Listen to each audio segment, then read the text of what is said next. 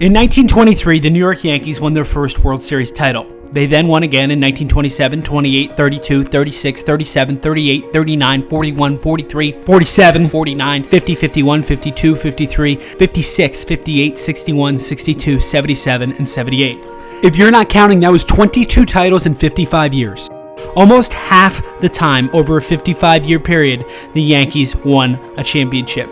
From Ruth to Gehrig to DiMaggio to Mantle, the Yankees were success in sports and culture for almost 60 years. But as the confetti rained upon the 1978 World Championship Yankees, a new era had dawned. Throughout the entire 1980s, the Yankees did not win a title, something they hadn't done over the course of a decade since the 1910s.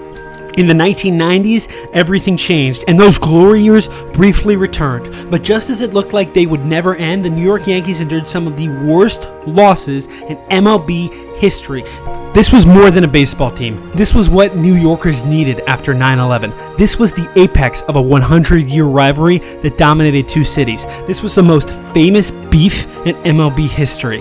This is the rise and fall of the Yankees dynasty.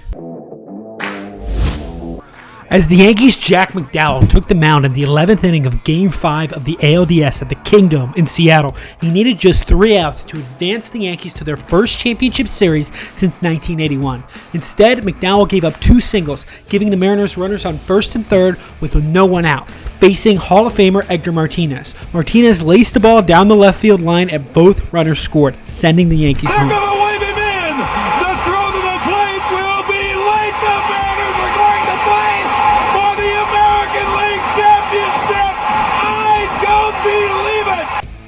Yankees owner George Steinbrenner then fired manager Buck Showalter and hired all-time loser Joe Torre. Torre had managed for over 20 years in baseball and never even won a playoff game. It was a massive gambit that was lambasted in the press as a dumb move. But Torre was able to create a winner that season, and a lot of things came together for the team that year. A young shortstop from Kalamazoo, Michigan came up named Derek Jeter and won Rookie of the Year. A 24-year-old starter named Andy Pettitte won 20 games for the team. And Panamanian reliever Mariano Rivera became a dominant arm in the bullpen in front of closer John Wetland.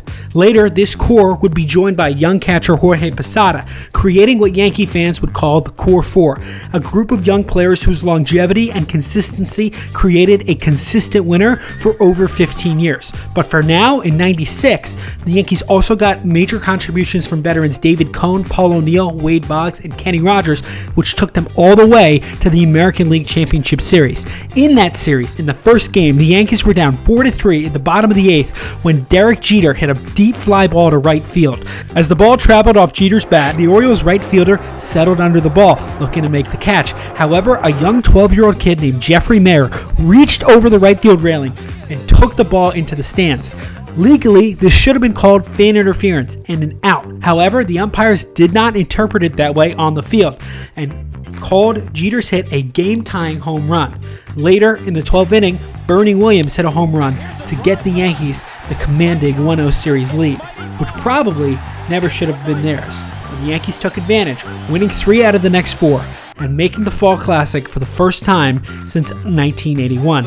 When that final out was recorded, Joe Torre, the career loser, began to break down. But they still had the World Series to win. In that series, they would face a powerhouse. The Atlanta Braves were called the team of the 90s. They had 3 Hall of Fame starting pitchers, Greg Maddux, John Smoltz, and Tom Glavine, and Hall of Fame third baseman Chipper Jones. In the first 2 games, the Yankees were outscored 16-1 on their home turf and looked to go to Atlanta to win at least 2 out of 3 to keep the series alive. In Game 4, backup catcher Jim Leyritz was up in the top of the 8th with the Yankees down 6-3. Leyritz hit a deep fly ball in left field, tying the game at 3, and the Yankees would eventually win in the top of the 10th on a Wade Boggs walk. The Yankees won Game 5 the following night, and then in Game 6 had a lead, and as the 27th out was recorded, the New York Yankees were back on top of the baseball world for the first time in 18 years. This ring was special. Many fans had waited their whole lives to see something that had become common in the lives of their fathers and grandfathers. The Yankees were back where they belonged. It was great for fans and a great sign for New York City. In the 70s and 80s, New York City's population had declined and crime was up. But now, as the Yankees came back, the crime was down, the economy was good, and the Yankees and the city were restoring its former glory as the best in the world. In 1998, the Yankees established themselves as truly the best team in baseball, winning a record 125 games in the regular season and postseason combined, and easily sweeping the San Diego Padres in the World Series to win their second title in 3 years. In 99, they won another World Series, again against the Atlanta Braves. They had now won 3 out of the last 4 years. The Yankees win! In 2000, the Yankees faced off against the Crosstown Mets in the first Subway Series since 1956. One of the Yankees' best pitchers, Roger Clemens, hated the Mets' best hitter, Mike Piazza. In July, he threw a pitch at him, knocking him out cold. And in the World Series, when Piazza hit a ball, broke his bat, and the shard of the bat went back to Clemens, he flinged the bat right back at him, causing both benches to clear. Save for a Benny Agbayani walk-off homer in Game 3, the Mets really never had a shot in this series, and the Yankees won in 5 games. Derek Jeter becoming World Series MVP. The Yankees had now won 4 World Series in the last 5 years, and in the last 3 years, they had won 12 World Series games, and their opponents had only won 1. No team had won back-to-back-to-back World Series titles since the 1970s Oakland Athletics. And the Yankees themselves hadn't even done it since the early 1950s. It felt like the league was 29 teams and then a separate league for one. The following season, the Yankees were up 13 games on the Red Sox in the AL East on September 10th. Then, everything changed.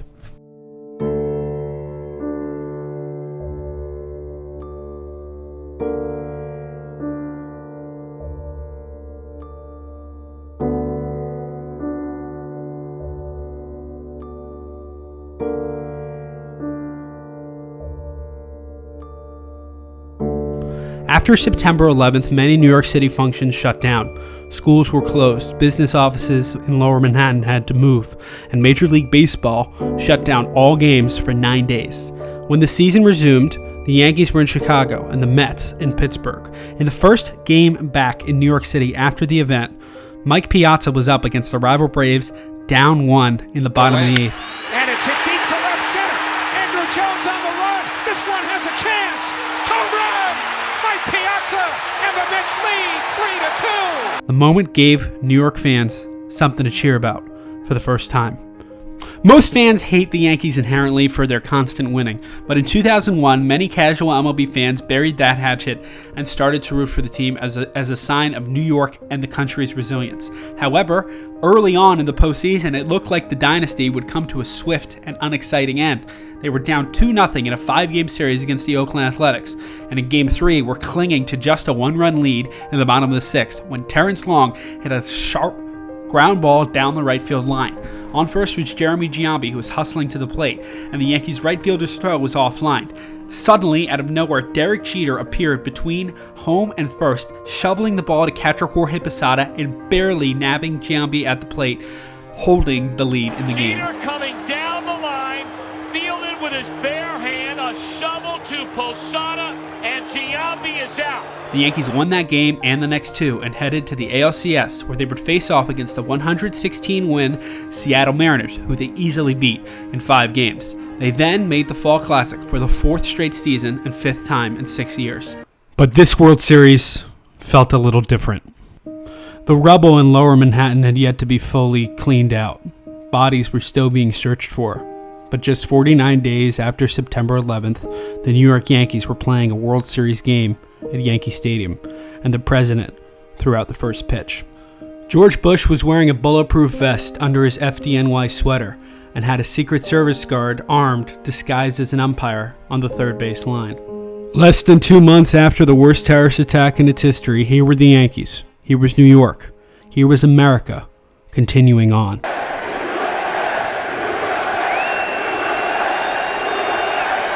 The Yankees had lost the first 2 games of the 2001 World Series. Then they'd won the 3rd game. But in the 4th game, they were down 2 runs with 2 outs in the bottom of the 9th when Tino Martinez faced Arizona closer Byung-Hyun Kim.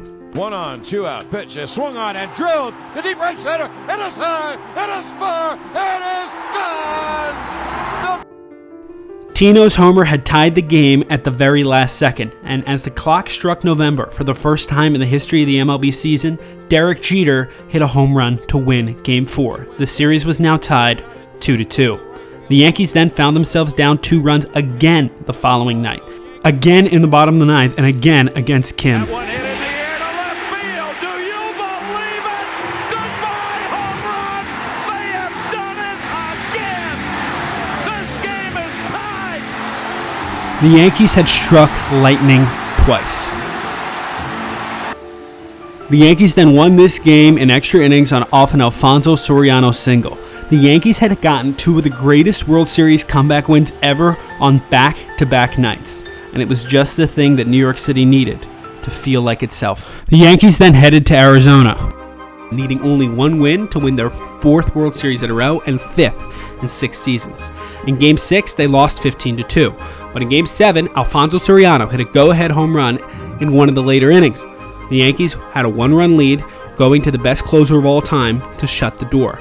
But a Tony Womack double, followed by a walk to load the bases, put the Yankees on the ropes, and Luis Gonzalez got a bloop single over the head of Derek Jeter to win the Diamondbacks their first and only World Series championship. The 2001 Yankees endured a brutal and swift end. In order to get back to the World Series, the Yankees would have to come face-to-face with their most bitter rival. Ever since 1918, when the Red Sox traded Babe Ruth to the Yankees, the franchise fates had shifted for over 80 years. From 1903 to 1918, the Red Sox won 5 World Series championships and the Yankees 0. But from 1919 to 2003, the Yankees won 26 and the Red Sox 0. There was a visceral animosity among both fan bases towards each other. The Yankees were led by Derek Jeter, a classy, clean-shaven professional dedicated to winning. The Red Sox by David Ortiz, an animated designated hitter who gave the team guts and swagger. The Yankees were banned by George Steinbrenner to have beards, and the Red Sox looked like cavemen. For 80 years, things had gone the Yankees' way, and the upstart Sox were trying to turn the tide. In 2003, they met in the American League Championship Series. These 2 teams hated each other. With the series tied 1-1, Pedro Martinez hit a batter in the 3rd inning. Tensions were high as everybody kind of just stared at each other for a minute. An inning later, Roger Clemens threw a ball not at Manny Ramirez, but Manny Ramirez really wanted to believe it was at him, and he got upset and charged the mound. The benches cleared yet again. Don Zimmer was nicknamed Popeye for his distinct face when he was a player for the Brooklyn Dodgers and New York Mets. In 2003, Zimmer was in his 6th decade of baseball. As the Yankees bench coach, he felt it was his right to go over to Pedro and give him a hard time. Pedro didn't take kindly to this and took the 70-year-old Zimmer and threw him to the ground. Pedro eventually apologized for this incident and was given the ball in the 7th game of the series, where it looked like the Red Sox were going to win and make their first World Series since 1986. They were up 5 runs with only 5 outs to go. However, manager Grady Little kept Pedro Martinez in the game, and the Yankees pummeled him, tying the score and eventually winning on an Aaron Boone walk-off homer to make their 6th pennant in 8 years. However, Josh Beckett and the Florida Marlins awaited the Bombers in the World Series and dominated the team, winning in 6 games. In the offseason, Yankees third baseman and postseason hero Aaron Boone was chilling out playing some pickup basketball, but he tore his ACL. The Yankees were now in a market for an infielder on the left side. Both the Red Sox and the Yankees felt like they needed to add things in the offseason. And the best player on the market, not the free agent market, but the trade market, was shortstop Alex Rodriguez. Ever since he entered the league in 1995, he'd been a dominant hitter. Both the Red Sox and the Yankees competed for trade offers with the Texas Rangers, but the Rangers ultimately agreed to the Yankees deal, sending Alfonso Soriano to the team. The Yankees then had a conflict on hand. They had 2 great offensive shortstops. They decided to put A-Rod at third and Jeter at short, where they would share the infield together for 10 years and ultimately end up not really liking each other. In 2004, the Yankees found themselves in the same place they'd been the previous year, back in the AL Championship Series against their rival Boston Red Sox. And up 3-0, it looked like they would cruise to their 7th pennant in 9 years. However, they then endured the 4 worst losses in franchise history and maybe baseball history. In Game 4, Dave Roberts stole second, the Red Sox tied the game, and Ortiz hit a walk-off home run to win it. In Game 5, Ortiz again got a walk-off single to win Game 5. The Yankees were now 3-2 going home. Game 6, Curt Schilling had his bloody sock game. The Yankees lost that. Now they had an epic face-off in Game 7, but it wasn't close. Johnny Damon hit a grand slam early, and the Red Sox became the first team in baseball history to come back down 3-0 in a series and vanquished their demons. For the Yankees, it was their worst loss ever.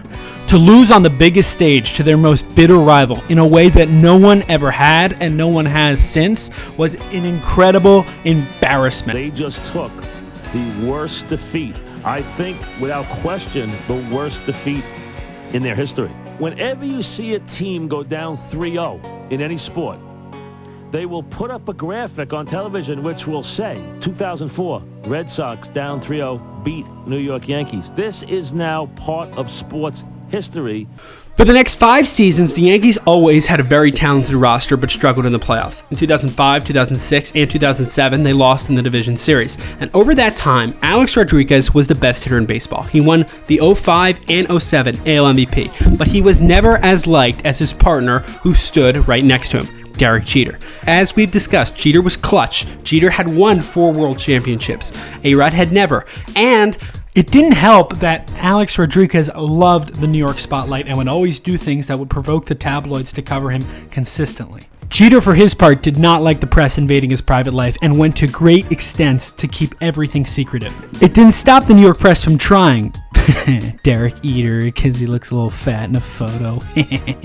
The way that A-Rod and Jeter were covered led to tension, because A-Rod always felt like he was in the shadow of a player who really was not as productive as he was offensively when you look at the numbers. Jeter was overrated as a fielder. Jeter never won an MVP. Jeter hit for average at the top of the order, while A-Rod drove him in with homers and racked up RBIs. No play represented the Jeter and A-Rod beef better than a short pop-up that was hit in a blowout against the Baltimore Orioles in 2006. A-Rod calls for the ball, then Jeter calls for the ball, and the ball lands a little past A-Rod. Jeter gives him a hateful glare. After the game, GM Brian Cashman told Jeter that he had to apologize. He had to make things right. They couldn't have the perception that Jeter and A-Rod hated each other out in the open like that. But the cat was out of the bag, and the New York media would constantly press each player on their feelings toward their teammate. I don't know what's happening here. Let's move on. As Josh Hamilton hit bomb after bomb in the home run derby round in 2008 at the old Yankee Stadium, it was one of the last memorable moments in the house that Ruth built. After that season, the old Yankee Stadium was demolished, and a new, more luxurious Yankee Stadium was built across the street, filled with modern amenities and plenty of suites. While the old stadium had been showing its age, it had still witnessed 26 World Series titles and was hallowed ground for fans of the team. Building the new stadium was one of the last projects overtaken by George Steinbrenner. He had taken a step back in his management of the team, but always wanted a new place so the Yankees could generate more profits with the suites and the luxurious boxes. Armed with their new stadium, the Yankees decided they needed to spend big, and GM Brian Cashman went on a very successful spending spree, signing Mark Teixeira, AJ Burnett, and most importantly, CC Sabathia, a pitcher who had dominated the previous season with the Cleveland Indians and Milwaukee Brewers, who changed the vibe in the clubhouse and gave the team some guts and solid cohesion. That year, the Yankees went all the way to the World Series, and in the playoffs, A-Rod redeemed himself to the fans, hitting home run after home run, winning ALCS MVP, and eventually getting his first and only World Series ring, and the Yankees' 27th ring. Glory was back in the Bronx, but even with its talented core, the Yankees haven't made it back to the World Series since. The morning of the 2010 All-Star Game, George Steinbrenner suffered a heart attack and passed away. He had overseen the team since the early 70s and witnessed 7 World Series championships under his watch. Steinbrenner had embodied the Yankees' winning and passionate ways. In 2005, he had named Steve Swindle, his son-in-law, his successor, over his 2 sons Hank and Hal. But Swindle had cheated on Steinbrenner's daughter and was now out of the picture. The team went to both sons equally. However, his sons never really had the passion that he did, and let GM Brian Cashman call most of the shots. Rather than firing people left and right, they have mostly kept to the same staff since they were hired. After 2009, public opinion for the Yankees had shifted on A-Rod. Many fans really liked him now, but he soured that very quickly, getting suspended for performance-enhancing drugs in 2012 and starting a public feud with Major League Baseball over that suspension, ultimately missing an entire season. As Jeter's and A-Rod's contracts were expiring, they both hit major milestones in the pinstripes, but Jeter's were constantly more celebrated by the baseball world. When A-Rod hit his 600th homer, it was cool, but not a moment many Yankee fans remember. While when Jeter hit a home run for his 3,000th hit, it was idolized as one of the great moments in baseball history. When A-Rod did the same thing a few years later, it was like, cool. In the last game of Derek Jeter's career at Yankee Stadium, he came up in a tie game with a chance to win with a single. Jeter laced the ball the other way, and the Yankees won. Longtime Yankee broadcaster Michael Kay captured Jeter the best. Derek Jeter ends his final game with a walk-off single.